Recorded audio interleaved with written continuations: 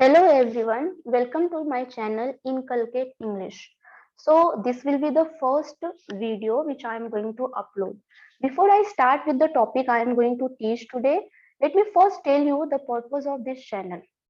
इस चैनल का पर्पस रहेगा आपको ग्रामर पढ़ाना, एनसीईआरटी टेक्स्ट बुक में जितने भी चैप्टर पोम कुछ भी है वो आपको पढ़ाना, और ये उनके लिए भी यूजफुल है जो कोई कॉम्पिटिटिव एग्जाम की प्रिपरेशन कर रहे हैं या फिर नहीं भी कर रहे हैं, क्योंकि इसमें हम बेसिक ग्रामर से लेके एडवांस ग्रामर सब सीखेंगे। लेकिन जो पहली चीज मैंने चूज की है पढ़ाना वो क्या है, आपके 10th स्टैंडर्ड का एनसीईआरटी का text book. And since exams are approaching, 10th and 12th standard का एग्जाम आ रहा है यूपी बोर्ड का, तो मैंने सोचा कि पहले मैं एनसीईआरटी टेक्स्ट बुक में जितने भी पोएम्स है, जितने भी चैप्टर है, मैं पहले वो क्या करूँ, कवर करूँ। ठीक है, फिर मैं ग्रामर स्टार्ट करूंगी। So I have chosen to teach poem. ठीक है, पोएम को वैसे प्रोनाउंस करते हैं पोम। ठीक है, तो आप पोम प्रोनाउंस कर सकते हो। तो जो पहला पोम मैंने उठाया है that is dust of snow. ठीक है, which is written by Robert Frost. Robert Frost की पोएम आपने पहले भी पढ़ चुका होगा, बहुत फेमस पोएम है एक उनका, the road not taken, which is in 9th standard, है ना। 9th स्टैंडर्ड में उनका पोएम है द रोड नॉट टेकन। और उनके पोएम की एक स्पेशलिटी क्या है कि वो मेटाफोरिकली लिखते हैं, है ना। उनके पोएम में क्या रहता है कि वो जो लिखते हैं उसका एक अलग ही मीनिंग रहता है। दो this poem is very short, बहुत छोटा पोएम है ये, लेकिन इसकी मीनिंग जो है वो क्या है, बहुत ही डीप है। ठीक है, will see the poem. Okay, it is written only in 2 stanza, सिर्फ 2 स्टैंजा में लिखा गया है poem. The first stanza we are going to learn, और उसके बाद हम सेकंड स्टैंजा क्या है वो डिटेल में देखेंगे। उसके बाद हम सेंट्रल आइडिया देखेंगे। ठीक है, सेंट्रल आइडिया समझना पोएम का बहुत ही इंपॉर्टेंट है। आप और आई पर्सनली बिलीव कि पोएम बहुत ज्यादा स्कोरिंग होता है आपके एग्जाम में, क्योंकि लाइन बाय लाइन अगर आपने समझ लिया तो आपको क्वेश्चन का आंसर देने में बहुत इजी जाएगा एग्जाम में, प्लस सेंट्रल आइडिया भी आपके लिए इजी हो जाता है। जो 10th और 12th यूपी बोर्ड के स्टूडेंट्स हैं उनको सेंट्रल आइडिया आता ही आता है। ठीक है, तो मैं एक बार पोएम समझा दूं, फिर सेंट्रल आइडिया समझना आपके लिए इजी हो जाएगा। Okay, first I will recite the poem. The way a crow shook down on me the dust of snow from a hemlock tree has given my heart a change of mood and saved some part of a day I had rued. Okay, so first stanza में poet क्या बोल रहे हैं, poet कौन है, Robert Frost. हाँ, एक और चीज, आप कोई भी पोम पढ़ रहे हो उस पोम का पोएट का नेम आपको लर्न करना है, क्योंकि आपके एग्जाम में सपोज ये 2 लाइंस दे देगा और क्या पूछेगा, who has written this lines, तो आपको पता होना चाहिए पोएट का नेम विथ करेक्ट स्पेलिंग। ठीक है, now will discuss the poem. The way a crow Shuk on me, तो पोएट क्या बोल रहे हैं, जिस तरह एक क्रो, क्रो किसको बोलते हैं हिंदी में, कौवा।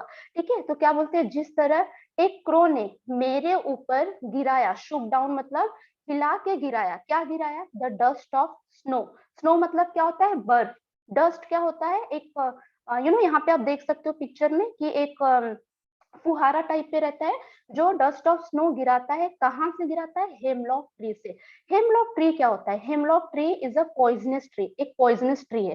तो फर्स्ट स्टैंजा में क्या बोल रहे हैं पोएट कि एक कौवा मेरे ऊपर डस्ट ऑफ स्नो, स्नो का डस्ट गिराता है हेमलॉक ट्री से। ठीक है, has given my heart a change of mood, जैसे ही वो स्नो पोएट के ऊपर गिरता है उनका जो मूड होता है वो क्या हो जाता है, चेंज हो जाता है। ठीक है, उनका मूड क्या हो जाता है, चेंज हो जाता है।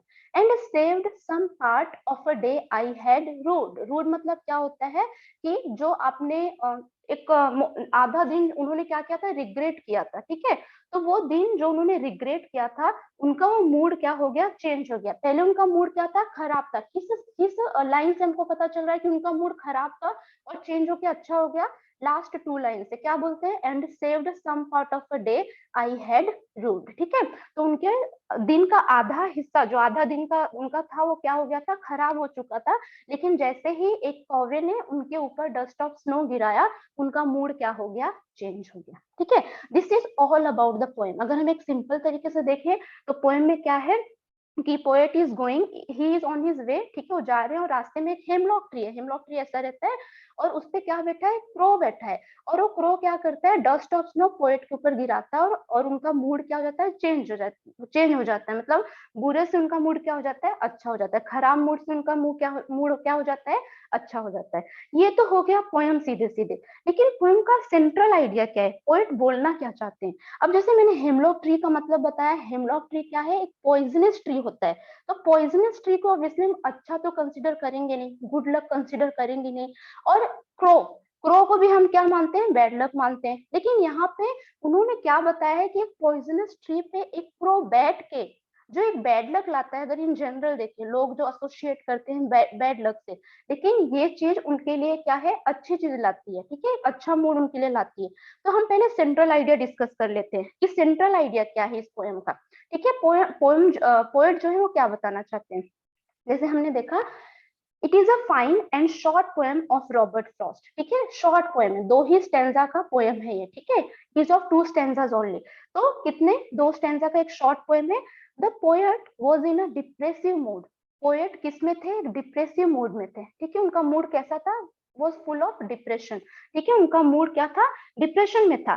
From a hemlock tree, hemlock tree से a crow shakes off the dust of snow on the poet. एक हेमलॉक ट्री से एक जो कौवा रहता है वो क्या गिराता है, वो डस्ट ऑफ स्नो गिराता है पोएट के ऊपर, ठीक है, पोएट के ऊपर डस्ट ऑफ स्नो गिराता है।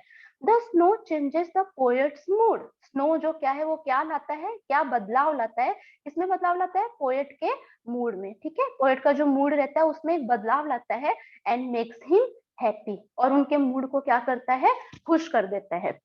He has wasted a part of his day. उन्होंने अपने दिन का कुछ हिस्सा, मतलब आधा हिस्सा अपने दिन का क्या किया था, वेस्ट किया था, खराब किया था, है ना। जब हमारा मूड खराब रहता है तो हम कुछ करते नहीं है, तो ऑब्वियसली जब हम कुछ करेंगे नहीं तो हमारा दिन तो वेस्ट होगा ही, वो खराब भी जाएगा, है ना। Regretting but now with the change of a mood he wants to utilise the rest of the day. उन्होंने क्या, आधा दिन अपना रिग्रेट में ऐसे ही स्पेंड कर दिया, लेकिन जैसे ही उनके ऊपर वो स्नो गिरा, अभी उनका मूड चेंज हो गया, तो वो अब क्या करना चाहते हैं, ही वांट्स टू यूटिलाइज, वो यूटिलाइज करना चाहते हैं जो उनका आधा बचा हुआ दिन है, ठीक है, उनको रियलाइज हो गया कि उन्होंने अपना आधा दिन रिग्रेट में ऐसे निकाल दिया कि मेरा मूड खराब है, मेरा मूड खराब है, और उन्होंने कुछ किया नहीं। लेकिन जैसे ही उनके ऊपर डस्ट ऑफ स्नो गिरा, उन्होंने, उनका मूड क्या हो गया, अच्छा हो गया, और वो अपना आधा दिन जो बचा हुआ दिन है वो क्या करना चाहते हैं, यूटिलाइज करना चाहते हैं।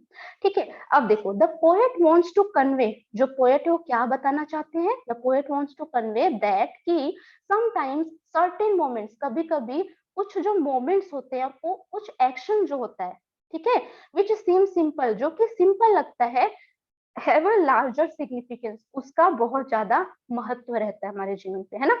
कभी कभी क्या होता है, हम कोई कोई चीज देते हैं, जैसे हमारा मूड ऑफ है, हम या फिर कोई भी ऐसे एक बैड सर्कमस्टेंसेस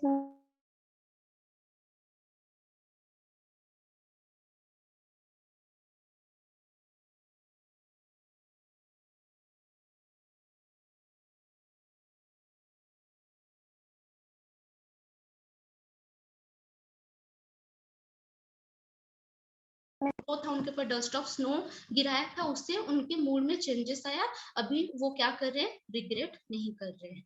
अंडरस्टूड। तो यहाँ पे जो चीजों को हम बैड लक से एसोसिएट करते हैं, वो चीजों को उन्होंने अच्छी चीज से एसोसिएट करके बताया है। Understood. Now will see, wait a moment student, okay. तो now will see the, wait a minute, there is a network issue.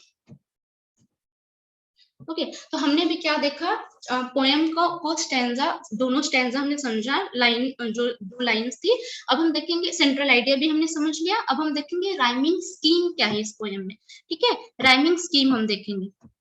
देखो, राइमिंग स्कीम क्या होता है, हर लाइन का लास्ट वर्ड, ये इस लाइन का ये लास्ट वर्ड, इस लाइन का ये लास्ट वर्ड, इस लाइन का ये लास्ट वर्ड, इस लाइन का ये लास्ट वर्ड, हर लाइन का लास्ट वर्ड लेंगे, पहले उसको पढ़ेंगे, क्रो, इसको हम क्या देंगे, ए, ठीक है।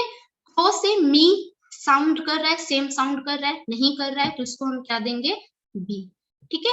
अब देखो, क्रो से स्नो साउंड कर रहा है, क्रो स्नो, ठीक है, इसको हमने ए दिया, तो इसको भी हम क्या देंगे, ए देंगे, ओके। वेट अ मिनट, इसको भी हम क्या देंगे, ए देंगे। अब देखो, क्रो से ट्री साउंड कर रहा है, नहीं कर रहा है, स्नो से ट्री साउंड कर रहा है, नहीं कर रहा है, मी से ट्री साउंड कर रहा है, मी ट्री, तो मी को हमने क्या दिया है, बी दिया है, तो इसको हम क्या देंगे, बी देंगे। ठीक है। तो अगर क्वेश्चन आ गया what is the rhyming scheme of the first stanza, what is the rhyming scheme of the poem dust of snow, तो आप क्या लिखोगे, the rhyming scheme of the poem dust of snow is A B A B. अब हम second stanza का देखेंगे, क्या है सेकंड स्टैंजा का, हार्ट। हार्ट को क्या दे देंगे हम, ए बी ऊपर दे दिया तो इसको हम क्या देंगे, सी। ठीक है, सी।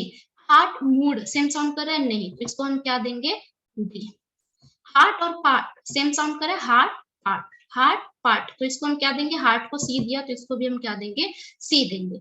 अब हार्ट से रूट साउंड कर रहे हैं, नहीं कर रहा है, सेम मूड से रूट कर रहे हैं तो डी, इसको डी दिया तो इसको भी हम क्या देंगे, डी देंगे।